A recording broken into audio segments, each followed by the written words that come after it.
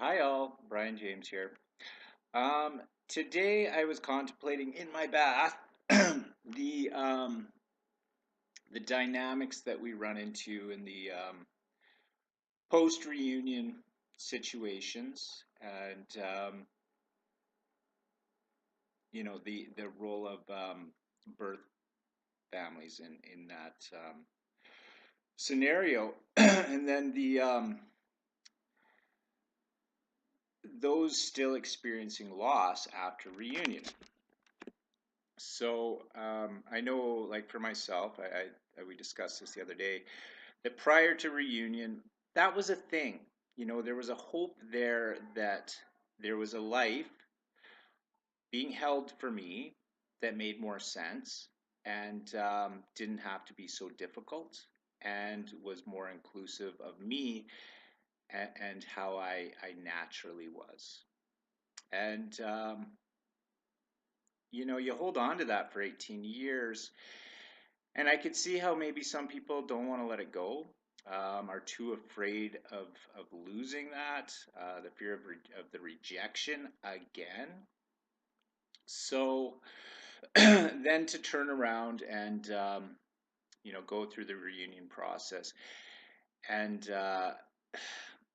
I don't know how many people like myself really held on and put off talking to people for years because you just knew there wasn't a connection and you didn't want them to finalize it. And it's just another denial, and us avoiding closure and reality, and more rejection. So I was corresponding with one of my peoples, and they were talking about their reunion, and they were talking that they were saying that they were loved by their birth family, and I mean that's just so awesome. That makes me really happy that those cases happen. And I do wonder the percentages of reunions that end well and continue on into the future, and the person is reintegrated. But I mean, I follow all sides of this triad. So I do hear a lot of the birth mothers too, who go about and try and find their birth children, and realize that they had made a mistake right from the start, and became proactive in the adoption industry, and have become advocates for a lot of us, et cetera, et cetera. So there's some real heroes there. I know that a lot of these women are duped. They're absolutely duped. They're caught in a vulnerable situation, and easily forgiven for their role in our pain. Easily forgiven if only they can say, you know what, we made a mistake, we were duped, or whatever it may be. It's understandable. It's very, very understandable. And I don't want to give the impression that I just automatically hate these women because they gave away their children. No, that's not at all what I'm about. But what I was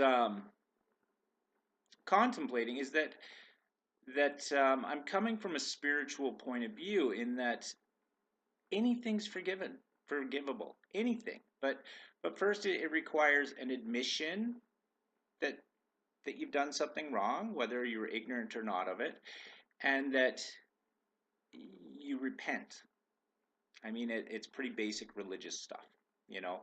And my higher power is of the same inkling that anything is forgivable as long as you admit your fault and repent, and try not to continue down that path and change your way. How hard and how easy is that? It's so so ultimately what I was contemplating here was, is there some way to put these birth mothers who have gone through the process, who have experienced the loss and the trauma associated with the disconnecting of their birth bond with their child, and connecting them with people like myself who went through the process and then ended up with the birth mother who simply was stunted and does not admit that they've done anything to me. Um, and on top of that, wants to hold on to their, hero cookie that they were such a selfless, awesome individual to give away their baby. So, it's such a big, big issue, and it involves so many things that just aren't your everyday topics, and it's so hard to get information on this stuff. Um, but it ties in with a chat I was having with another person that suggested that maybe there was some sort of therapy, whereas you could go back and re-experience some childhood nurturing, whereas you spend some time naked with some people, and they bring you up as if you're their child, and there's this vulnerability and etc. And I had to chuckle, and yet at the same token, there is technically that baby that didn't get to go through that process and didn't really get to feel that connection, um, and that bonding with a mother, and those archetypes that come with the family. And she was right. I mean, in a way, she's right. And is it practical? Is it? I mean, it's it's complex, and it's. I mean, it's a crazy idea, and yet, in thinking about it, it was like, well, that is kind of, you know, theoretically what I missed out on, and what I can't get back.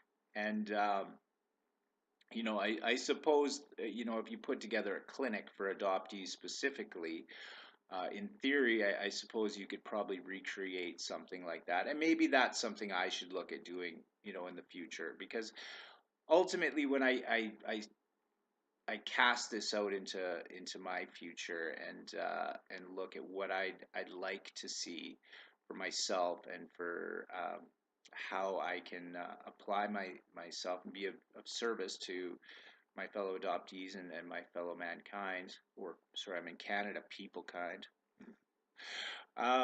Chuckle, chuckle. Um, I see that ideally I would love to work with adoptees going through what I've gone through, and being that bastion of hope that wasn't there when I went looking for answers. To try to put together some sort of organization, some sort of foundation, that when the adoption goes wrong for a percentage of the adoptees, which it will inevitably, that there is a place that's easily findable and easily accessible, where people can go for help, for guidance, for counseling, for therapy, um, support, community, etc.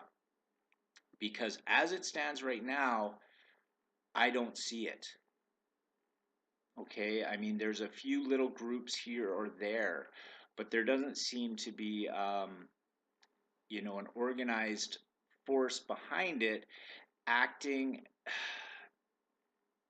to the full capacity of what adoptees may need, to become healthy, to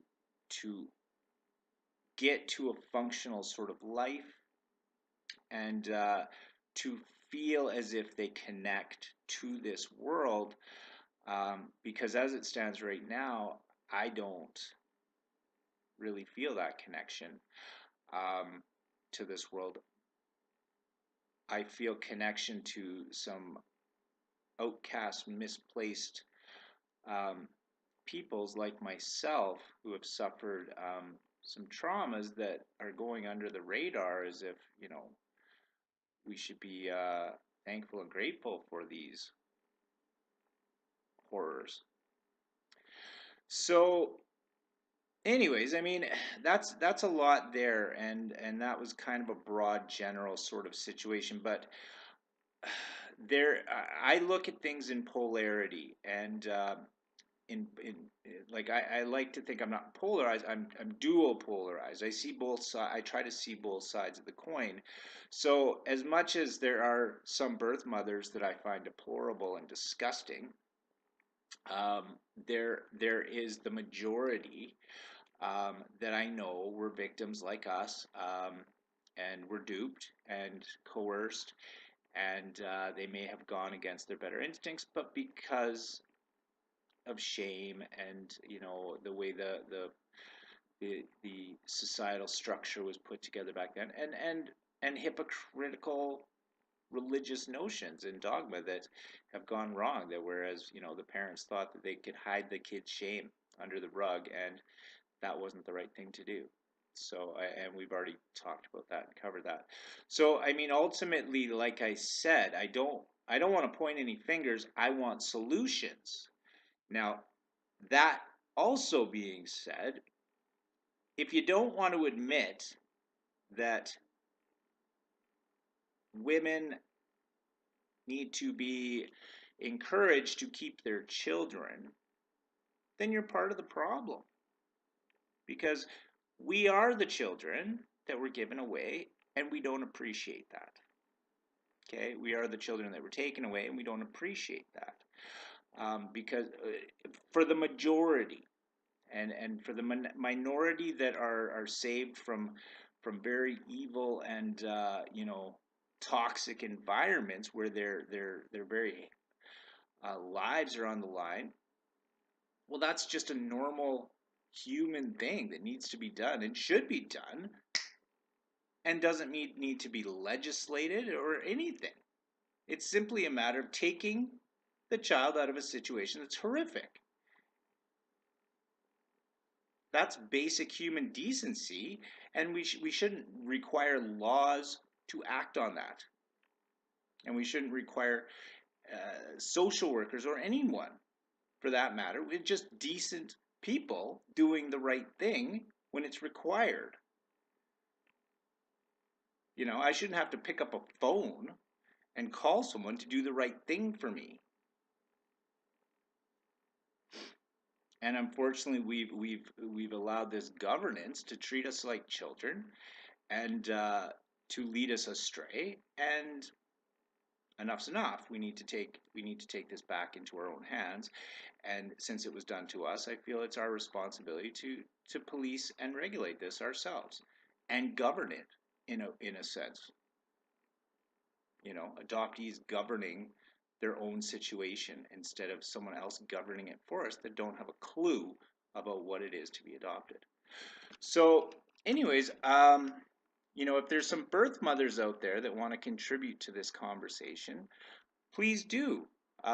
If you're one of those ones that want to hold on to the idea that, oh, you planned your pregnancy, and you intentionally gave up your child to a better life, and it was all part of your genius plan, and they're going to be happy and that's it, we don't really need to hear from you.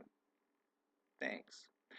But if you are one of the birth mothers, like I talked about, who realized their mistake, who suffered the traumas, who's admitted that, we got duped, and have become active and want to support the adoptees, and, even the ones who have gone through the tragic waiting process of their 18 years, and hunted for their birth children only to be rejected by them, uh, we understand and we hear you. And if you want to contribute to our conversations, and be a support for adoptees who have been rejected the second time, and or are searching, or whatnot, please get involved. Please do.